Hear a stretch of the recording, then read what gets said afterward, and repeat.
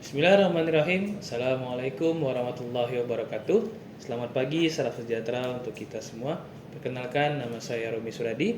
Saya merupakan salah satu dosen program studi Ekonomi Pembangunan, jurusan Ilmu Ekonomi dan Studi Bangunan, Fakultas Ekonomi dan Bisnis Universitas Tanjung Pura. Pada kesempatan yang berbahagia ini, saya akan menyampaikan materi perkuliahan Perekonomian Indonesia. Mata kuliah Perekonomian Indonesia merupakan mata kuliah yang saya ampu pada semester ini. Mata kuliah ini merupakan mata kuliah wajib yang mempunyai bobot 3 SKS, berada pada semester 6 yang memiliki 16 kali pertemuan termasuk UTS dan UAS. Adapun capaian pembelajaran lulusan yang dibebankan pada mata kuliah ini terdiri dari 9 poin sikap, 9 poin keterampilan umum, 3 poin pengetahuan umum, dan 2 poin keterampilan khusus. Mata kuliah Perekonomian Indonesia mempelajari berbagai konsep dasar dan ruang lingkup perekonomian Indonesia, serta berbagai aspek penting dalam perekonomian perkembangan makroekonomi Indonesia. Mata kuliah ini memberikan pengetahuan kepada mahasiswa tentang beberapa aspek penting dalam perekonomian nasional, seperti sejarah perkembangan perekonomian Indonesia, kondisi terkini perekonomian Indonesia, kemiskinan dalam perekonomian Indonesia, otonomi daerah dan desentralisasi fiskal dan dampaknya terhadap perekonomian Indonesia, bonus demografi dan ketenagakerjaan, perdagangan dan pembayaran internasional, APBN dan kebijakan fiskal atau moneter, perkembangan sektor pertanian, industri dan jasa dalam perekonomian Indonesia, dan daya saing daerah dalam perekonomian Indonesia. Kemampuan yang diharapkan dalam mata kuliah ini adalah: yang pertama, mahasiswa dapat menganalisis ruang lingkup perekonomian Indonesia. Yang kedua, mahasiswa dapat menganalisis aspek penting dalam perekonomian Indonesia. Ketiga, mahasiswa dapat menganalisis sejarah perkembangan perekonomian Indonesia. Materi yang dibahas dalam pertemuan: yang pertama, sejarah perekonomian Indonesia, kondisi terkini perekonomian Indonesia, kemiskinan dalam perekonomian Indonesia, bonus demografi dan ketenagakerjaan, perdagangan dan pembayaran internasional, pengeluaran masyarakat, investasi, pengeluaran pemerintah, ekspor impor, sektor pertanian, industri, jasa, dan kewirausahaan. Pada mata kuliah ini, proses pembelajaran dilakukan dengan blended learning dengan menggunakan metode ceramah, presentasi, diskusi, dan case-based learning. Kemudian, blended learning dilaksanakan secara offline. Untuk presensi menggunakan link satu untan, sedangkan secara daring menggunakan AdLink. Penilaian mata kuliah ini bersumber dari presentasi, diskusi, makalah, ujian tengah semester, dan ujian akhir semester. Bobot penilaian pada mata kuliah ini terdiri dari 10% nilai kehadiran, 20% nilai tugas, 30% nilai UTS, dan 40% nilai UAS. Baiklah, selanjutnya saya akan menyampaikan salah satu materi perkuliahan Perekonomian Indonesia tentang bonus demografi dan ketenagakerjaan. Selamat menyaksikan. Baik, bismillahirrahmanirrahim. Assalamualaikum warahmatullahi wabarakatuh. Waalaikumsalam warahmatullahi wabarakatuh. Selamat pagi, salam sejahtera untuk kita semua. Rekan yang berbahagia, hari ini kita akan melanjutkan pertemuan kelima kita terkait dengan bonus demografi dan ketenagakerjaan. Sebelum memulai, kita berdoa terlebih dahulu. Ada yang mau memimpin bacaan doa? Oke, silakan Azwar untuk memimpin baca doa pada pertemuan kali ini. Silakan. Baik teman-teman, sebelum memulai mata kuliah pada pagi hari ini, alangkah lebih baiknya kita berdoa menurut agama dan kepercayaan kita masing-masing. Semoga dari apa yang kita pelajari hari ini dapat berguna bagi diri kita, bangsa dan negara di masa yang akan datang. Berdoa dipersilahkan.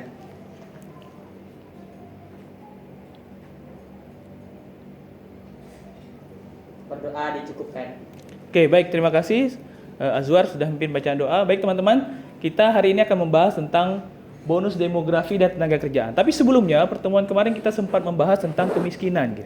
Ada yang masih ingat kira-kira apa itu kemiskinan, jenis-jenis kemiskinan? Ada yang masih ingat? Ya, silakan Azwar.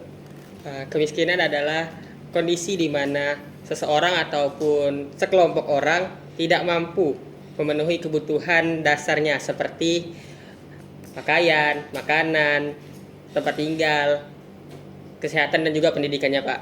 Lalu di kemiskinan ini sendiri terdiri dari 4 macam. Pertama, kemiskinan absolut, di mana kemiskinan terjadi ketika pendapatan di bawah garis kemiskinan atau misalnya berdasarkan kebutuhan dasar minimumnya. Lalu yang kedua, kemiskinan relatif. Nah, di mana pendapatan lebih rendah dengan perbandingan rata-rata masyarakat di sekitarnya. Lalu yang ketiga itu kemiskinan struktural, di mana terjadi ketidakseimbangan sistem ekonomi yang memberikan akses yang tidak sama di lapisan-lapisan masyarakat itu sendiri. Lalu yang keempat adalah kemiskinan struktural. Mohon maaf Pak, kemiskinan kultural, di mana karena pola pikir dan budaya masyarakat yang tidak mendukung untuk usaha keluar dari miskin tersebut. Oke, terima kasih. Oke, baik. Tadi ada 4 kemiskinan ya, jenis-jenisnya kemiskinan. Berarti teman-teman menyimak semuanya materi minggu lalu. Selanjutnya pertanyaan minggu lalu juga, masih ingat nggak kira-kira solusi yang akan teman-teman berikan gitu ya, terkait dengan mengatasi kemiskinan yang terjadi di Indonesia? Ada yang memberikan komentar mungkin? Silakan. Oke, silakan yang di belakang. Kalau kita bisa melakukan nih, kita bisa tentang kemiskinan dengan menggunakan big data dan alat untuk memastikan program bantuan sosial lebih tepat sasaran. Lalu kita bisa meningkatkan program berbasis pemberdayaan dengan cara fokus pada pelatihan keterampilan, akses ke pekerjaan produktif dan pengembangan UMKM seperti program desa wisata dan BUMDes untuk meningkatkan ekonomi desa. Yang ketiga, kita bisa mendorong investasi di daerah tertinggal, yaitu dengan pembangunan infrastruktur jalan, listrik, dan air bersih untuk meningkatkan konektivitas daerah miskin. Lalu yang terakhir, kita bisa melakukan reformasi birokrasi dan transparansi anggaran dengan pengawasan lebih ketat terhadap anggaran kemiskinan untuk mencegah korupsi. Lalu meningkatkan peran lembaga swadaya masyarakat dan media dalam mengawasi program sosial. Oke, baik, terima kasih. Baik, materi minggu lalu kita close, berarti teman-teman masih mengingat kembali materi kemarin. Bisa jadi bahan ujian kita sebentar lagi, karena kita sudah pertemuan kelima. Baik, hari ini kita lanjutkan dengan pertemuan berikutnya, yaitu tentang bonus demografi dan tenagakerjaan. Sebelum masuk lebih jauh, kita kenal dulu dengan istilah teori kependudukan. Dalam bonus demografi, bagian dari kependudukan, yang jelaskan bahwa teori kependudukan berkaitan dengan studi tentang populasi manusia, termasuk pertumbuhan, distribusi, dan karakteristik demografis lainnya. Teori ini berusaha memahami bagaimana faktor-faktor seperti kelahiran, kematian, migrasi, dan kebijakan pemerintah mempengaruhi struktur dan dinamika populasi. Dari gambar di sebelah, teman-teman bisa lihat, ini dari CNN, kelihatan bahwa jumlah penduduk di Kalimantan Barat, terutama kita di sini, hampir seimbang antara jumlah laki-laki dan jumlah perempuan. Ini data diambil tahun 2020, karena sensus penduduk itu berlaku 10 tahun sekali ya, dilakukan oleh Badan Pusat Statistik. Kalau dilihat dari data di depan, ini Kalimantan Barat, teman-teman bisa lihat, kurang lebih ya, kebanyakan kita isinya adalah laki-laki. Ya, sama seperti di kelas ini, kita seimbang, tapi kalau dijumlahkan tahun 2020, laki-laki lebih banyak daripada perempuan, 2,8 hingga 2,6 ya. Itu jumlah penduduk terkait dengan teori kependudukan. Berikutnya, dalam pertemuan hari ini kita bahas juga tentang teori kependudukan dari beberapa tokoh ekonom klasik ya. Di antaranya adalah Adam Smith. Adam Smith menjelaskan bahwa pertumbuhan perekonomian tumbuh dengan meningkatnya pertumbuhan penduduk. Ekonomi bisa tumbuh dengan meningkatnya jumlah penduduk. Kalau pendapat lain, David Ricardo mengatakan pertumbuhan penduduk yang semakin besar menyebabkan penurunan upah dan ekonomis menjadi stagnan. Ini teorinya David Ricardo ya. Berikutnya ada Thomas Robert Malthus ya. Pertumbuhan penduduk mengatakan bahwa pertumbuhan penduduk 2 kali lipat dibandingkan produksi pangan, sehingga akan terjadi krisis pangan dan kelangkaan. Makanya beberapa program pemerintah terkait dengan penggunaan pangan ya, industri pangan lokal dan sebagainya terus dilanjutkan gitu ya, atau dikembangkan lebih lanjut untuk memenuhi kebutuhan dalam negeri ya. Secara lebih rinci dijelaskan di sini bahwa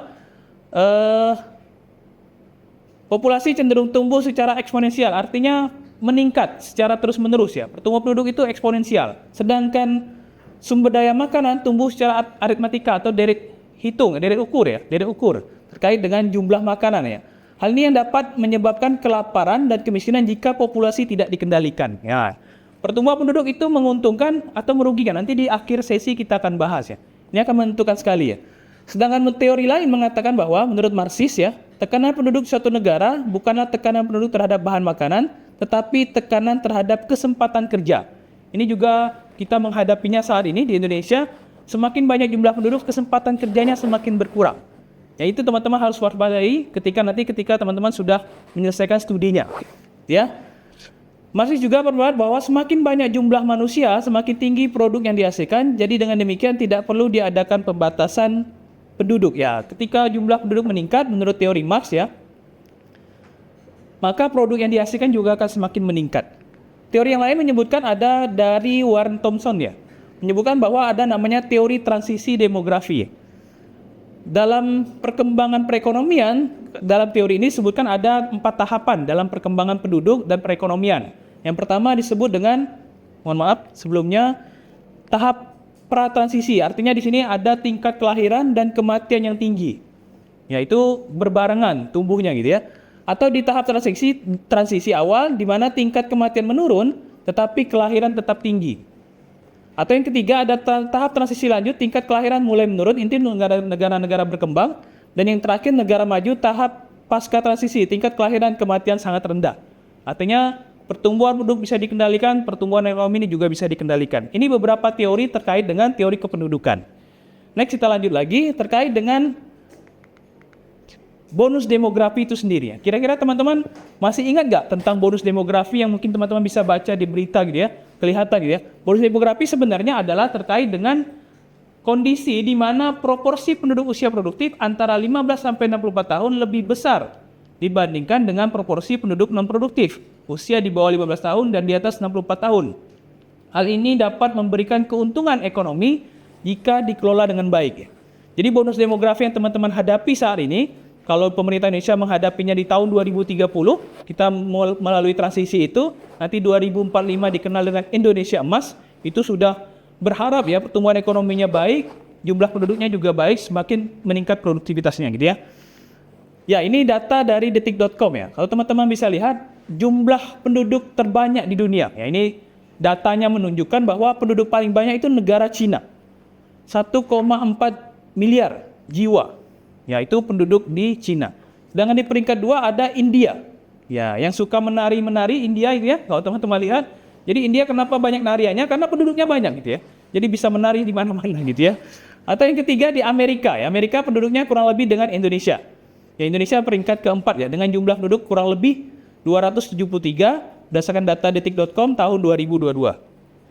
Next lagi, kita lihat beberapa negara yang berhasil mengelola bonus demografinya. Salah satunya adalah negara Cina. Sekarang menjadi ekonomi kekuatan dunia, teman-teman bisa lihat terkait dengan perang dagangnya dan sebagainya. Salah satu negara yang berhasil memanfaatkan bonus demografi dengan baik pada akhir abad 20 adalah Cina atau Tiongkok. Mengalami lonjakan signifikan dalam jumlah penduduk usia produktif akibat kebijakan satu anak yang diberlakukan sejak 1979. Yaitu membatasi jumlah anak, kelahiran yang cukup satu saja. Akibatnya apa? Sebagian penduduk Cina itu bermigrasi ke beberapa daerah di wilayah di seluruh dunia gitu ya. Makanya tidak heran ya, beberapa tempat itu kita kelihatan warga Cina gitu ya. Oh, itu kelihatan nih. Berikutnya, peningkatan harga kerja ini ditambah dengan reformasi ekonomi yang dimulai 1980-an, peningkatan ini mendorong Tiongkok menjadi pusat manufaktur dunia. Sekarang hampir menguasai dunia gitu ya, negara Cina. Berikutnya adalah Korea Selatan. Ya, ternyata Korea Selatan juga memanfaatkan bonus demografi itu. Ya, dari tahun 1960 sampai 90-an, pemerintah Korea Selatan mengambil langkah-langkah signifikan untuk memanfaatkan fenomena ini dengan berinvestasi besar-besaran dalam pendidikan dan infrastruktur. Jadi bonus demografi itu bisa dimanfaatkan. Salah satunya adalah sektor pendidikan dan infrastruktur. Jika semua sumber daya manusianya produktif dan punya nilai lebih gitu ya, nilai tambah lebihnya. Berikutnya, manusia produktif yang terdidik dan terampil menjadi pendorong utama industrialisasi cepat di negara ini. Korea Selatan berubah dari negara berkembang menjadi salah satu ekonomi terbesar di dalam waktu singkat, ya. Industri teknologi dan otomotif yang sangat maju. Negara berikutnya adalah India. Ini tadi kita bicarakan di awal ya. Dengan jumlah penduduknya besar, sehingga bisa dimanfaatkan kelebihan dari bonus demografi. Ya, India saat ini berada di tengah periode bonus demografi dengan lebih dari 50% penduduknya berusia di bawah 25 tahun. Itu sangat produktif. Kalau di awal tadi pengertiannya 15 sampai 64 tahun, penduduk India 50%-nya dari 1,2 tadi ya, 1,2, 50%-nya berarti sekitar 600 juta. Itu semuanya produktif. Itu luar biasa kalau dimanfaatkan. Salah satu yang dimanfaatkan adalah pemerintah India berusaha memanfaatkan potensi ini melalui inisiatif misalnya Make in India dan Digital India yang bertujuan untuk menciptakan lapangan kerja dan meningkatkan keterampilan teknologi penduduknya. Dari data ini teman-teman bisa lihat pertumbuhan ekonomi ya. PDB India hingga Maret 2024 sekitar 8,2% di kuartal keempat.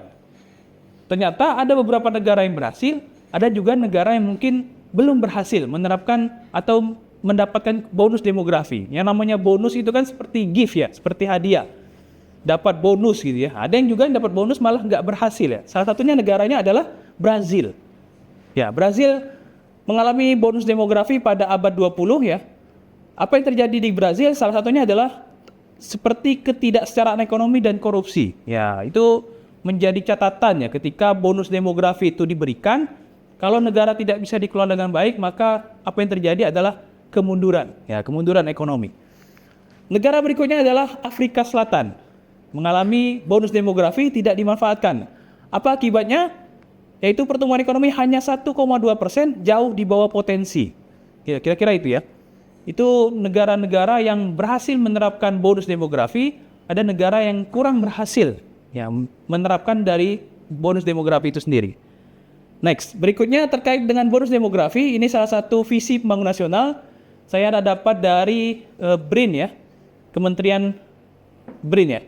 Ini menunjukkan bahwa kita berharap dari bonus demografi itu adalah yang pertama pembangunan berpusat pada manusia, peningkatan IPM, indeks pembangunan manusia.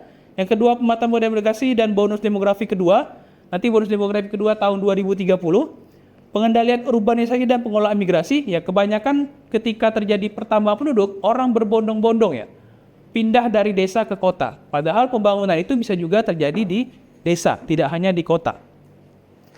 Berikutnya ada pertumbuhan penduduk dan persebaran yang seimbang. Jadi kalau dilihat datanya, Indonesia itu kebanyakan berkumpulnya di Pulau Jawa. Gitu.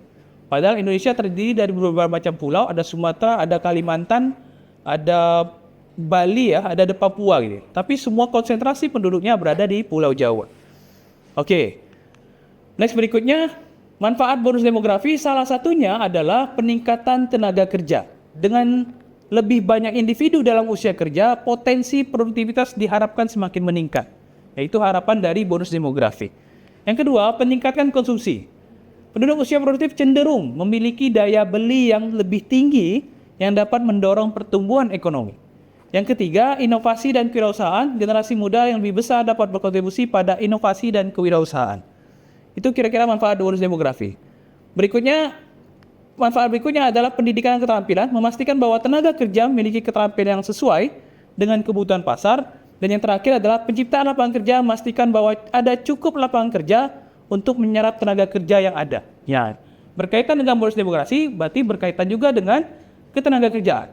Yang terjadi pada saat ini adalah ketenaga kerjaan tidak dibarengi dengan penciptaan lapangan kerja, terus adanya pengangguran. Ya, kira-kira ada yang tahu kira-kira pengangguran itu apa? Atau jenis-jenis pengangguran? Ada yang memberikan komentar terkait dengan pengangguran? Ya silakan. Jadi jenis-jenis pengangguran itu ada 3 macam. Yang pertama itu ada pengangguran friksional, yaitu terjadi ketika individu berpindah dari satu pekerjaan ke pekerjaan lain. Lalu yang kedua itu ada pengangguran struktural, di mana terjadi akibat ketidakcocokan antara keterampilan tenaga kerja dan kebutuhan pasar. Lalu yang terakhir itu ada pengangguran siklis, yaitu terjadi akibat fluktuasi ekonomi seperti resesi. Oke, baik. Jadi sudah diberikan komentarnya ya. Jadi pengangguran sendiri adalah semua individu yang mampu dan bersedia bekerja, sedangkan pengangguran adalah individu yang tidak memiliki pekerjaan tetapi aktif mencari pekerjaan. Ya, itu kategori pengangguran. Ya, tadi sudah dibagi jenis-jenis pengangguran ada 3, yaitu friksional, terjadi ketika individu berpindah dari satu pekerjaan ke pekerjaan lain, tidak tetap gitu ya, atau hanya honor gitu ya, atau sementara gitu ya, pekerja paruh waktu. Yang kedua ada pengangguran struktural, akibat ketidakcocokan antara keterampilan kerja dan kebutuhan pasar. Misalnya kita lulusan sarjana ekonomi tapi bekerja bukan di bidang kita gitu ya, atau bukan di industri kita. Atau yang ketiga ada pengangguran siklis ya, terjadi akibat fluktuasi ekonomi seperti resesi. Salah satunya berita yang sangat hangat ya, kita pernah dengar ada pabrik tekstil terbesar ya, tutup dan ribuan karyawan kena PHK. Itu akibat dari bonus demografi yang tidak terserap tenaga kerjanya. Oke. Berikutnya faktor-faktor penyebab pengangguran, salah satunya adalah kondisi ekonomi ya, resesi atau perlambatan ekonomi dapat menyebabkan peningkatan pengangguran. Berkaitan dengan bonus demografi tadi, ketika jumlah penduduk banyak, kesempatan kerjanya tidak ada, apa yang terjadi? Yaitu pengangguran. Ya, jadi bonus demografi beberapa negara yang tadi ada Brazil dan Brazil dan apa? Afrika Selatan. Ya, kalau India yang berhasil tadi ya. Yang tidak berhasil itu Brazil dan Afrika Selatan. Yang kedua ada perubahan teknologi, otomatisasi dapat mengurangi kebutuhan akan tenaga kerja manusia. Ini terkait dengan peningkatan teknologi ya, teman-teman bisa lihat ya, teknologi berkembang, jumlah tenaga kerja manusia, apalagi yang padat modal gitu ya, yaitu mengurangi jumlah tenaga kerja manusia.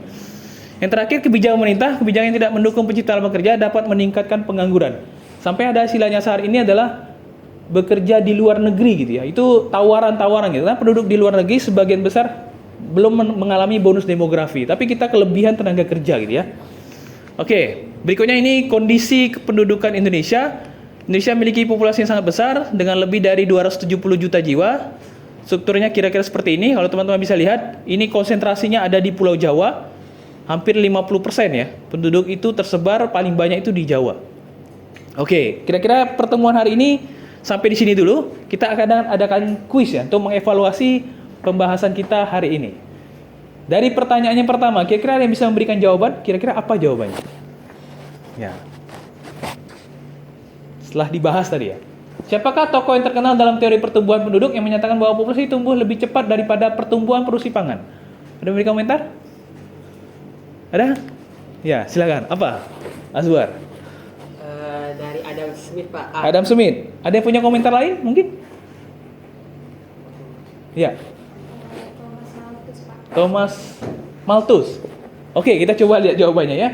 Ternyata jawabannya adalah yang benar adalah C, Thomas Malthus ya. Pertanyaan kedua. Menurut teori transisi demografi, tahap di mana angka kelahiran dan kematian sama-sama rendah disebut tahap apa? Ada yang memberikan komentar? Ya, silakan. Tahap transisi, Pak. Ada yang punya komentar yang lain? Tahap apa lagi? Ya, silakan. Tahap stagnan. Tahap stagnan. Kita lihat jawabannya. Ya, ternyata tahap maju. Ya, ya tahap maju salah semua ya. Nggak apa-apa. Itu proses pembelajaran. Nanti diulang lagi materinya. Materinya sudah saya berikan di grup gitu ya. Sudah, silakan nanti ya. Lanjut lagi ke pemahaman berikutnya. Ya. Pertanyaan berikutnya. Bonus demografi terjadi ketika ada yang beri komentar ya, silakan. Jumlah penduduk yang produktif lebih banyak dibanding non produktif. Ya, kita lihat jawabannya. Ya, sudah benar ya, langsung ya. Yang kedua, ada lagi yang beri komentar? Ya, silakan. A. Salah satu manfaat utama dari bonus demografi adalah menurunnya angka pengangguran. Ya. Oke, itu pertanyaan pilihan ganda. Berikutnya kita evaluasi lagi terkait dengan pertanyaan. Oh, masih ada ya? Oh, ini masih ada. Pengangguran yang terjadi karena seorang kehilangan pekerjaan akibat otomatisasi atau perubahan teknologi disebut. Ada yang berikan komentar? Ya, silakan. C, Pak, pengangguran siklus. Pengangguran siklus. Ya, pengangguran struktural. Oh, nanti dibaca lagi ya. Nomor 2, apa yang dapat dilakukan pemerintah untuk mengurangi pengangguran di tengah bonus demografi? Ya, di belakang, silakan. A. Membuka lebih banyak lapangan kerja dan investasi. Ya, benar. Nah, ini baru pertanyaan pilihan ganda. Nah, berikutnya kita ada pertanyaan esai. Kita coba evaluasi.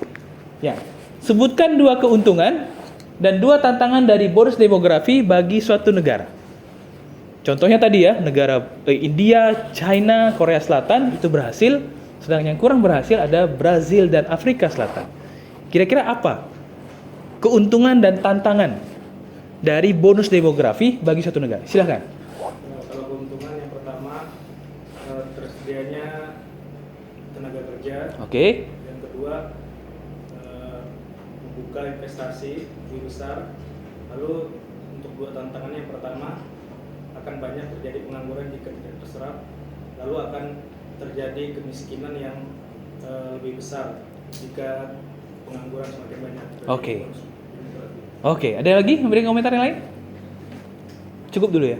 Kita lihat jawabannya. Ya. Keuntungan yang pertama adalah pertumbuhan ekonomi lebih cepat karena lebih banyak tenaga kerja produktif. Kalau semuanya bekerja, ya pertumbuhan ekonomi akan meningkat. Yang kedua adalah peningkatan daya saing global. Dengan tenaga kerja yang lebih banyak dan berpendidikan, suatu negara bisa lebih kompetitif di dunia internasional. Ya, tadi kurang lebih sama dengan jawaban temannya gitu ya. Terus apa tantangannya? Ya. Tantangan yang pertama adalah tingginya tingkat pengangguran jika tidak terserap tadi ya. Jika tidak diimbangi dengan penciptaan lapangan kerja atau malah tenaga kerjanya berpindah dari Indonesia atau keluar dari Indonesia. Yang kedua, beban sosial meningkat di masa depan setelah bonus demografi berakhir. Jumlah lansia akan meningkat sehingga beban sosial dan kesehatan akan lebih besar. Ya, kira-kira gitu ya yang kita bisa evaluasi dari pertemuan hari ini. Baik, terima kasih teman-teman. Sebelum menutup perkuliahan kita hari ini, kita ada tugas kelompok. Ya, silakan nanti teman-teman dibagi kelompoknya. Kurang lebih ada 15 orang. Ya, nanti teman-teman silakan dibagi, silakan dicatat terkait dengan Indonesia diproyeksi mengalami puncak demografi pada 2030 hingga 2045 di mana 70% penduduk berada di usia produktif. Fenomena ini akan menjadi peluang emas atau bencana jika tidak dikelola dengan baik. Beberapa tahapan yang teman-teman bisa lakukan. Yang pertama adalah menganalisis data dulu. Silakan akses data dulu. Bisa dari BPS, bisa dari World Bank ya, atau UNFPA tentang rasio ketergantungan atau dependensi rasio di Indonesia, tren pendidikan, lapangan kerja, dan kesehatan reproduksi. Bentuknya nanti bisa bentuknya seperti infografis atau tabel komparatif. Itu tahapan yang pertama. Yang kedua, bisa juga identifikasi masalah, pilih salah satu isu utama ya terkait dengan menghambat optimalisasi bonus demografi. Misalnya tentang pengangguran terdidik, jumlah lulusan gitu ya, dan sebagainya, atau ketimpangan gender di pasar tenaga kerja. Mungkin teman-teman bisa lihat di beberapa perusahaan mungkin lebih banyak karyawan wanitanya daripada karyawan prianya. Atau terkait juga dengan stunting dan dampaknya pada generasi produktif masa depan. Ya, bisa diambil dari situ ya untuk identifikasi masalahnya. Bisa nanti buat slide, 5 slide terkait dengan isu utama yang dipilih dalam bonus demografi ini. Yang ketiga, berikan solusi inovatif ya tentang misalnya tentang program yang dilakukan untuk meningkatkan bonus demografi, atau kampanye kesetaraan gender, atau kolaborasi industri dan kampus. Proposal minimal singkat 1000 kata atau video pitch ya selama 3 menit. Tahapan yang terakhir adalah nanti kita akan diskusikan. Saya beri judul tentang simulasi debat bonus demografi lebih banyak manfaat atau risikonya bagi Indonesia. Mungkin pertemuan hari ini saya cukup sampai sini. Kita bertemu lagi di pertemuan berikutnya dengan tugas kelompoknya untuk kita mendiskusikan tentang bonus demografi. Terima kasih, lebih kurang mohon maaf. Selamat pagi, salam sejahtera untuk kita semua. Assalamualaikum warahmatullahi wabarakatuh. Waalaikumsalam.